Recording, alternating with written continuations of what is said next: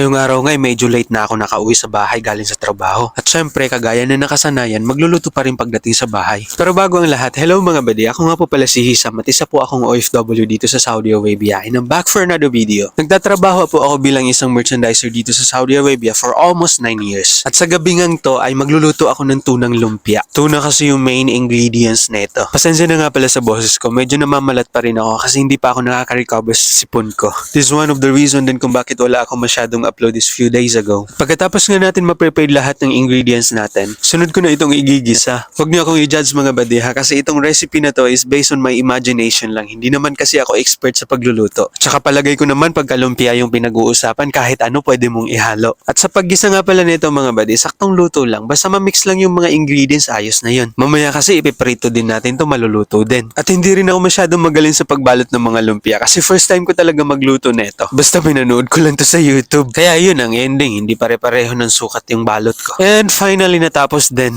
Medyo marami-rami nga din pala yung nagawa ko. At dahil hindi ko naman to mauubos ng isang kainan lang, nilagay ko siya sa food keeper. Tapos nilagay ko sa freezer. Happy naman ako sa result mga buddy at hindi ako na-disappoint.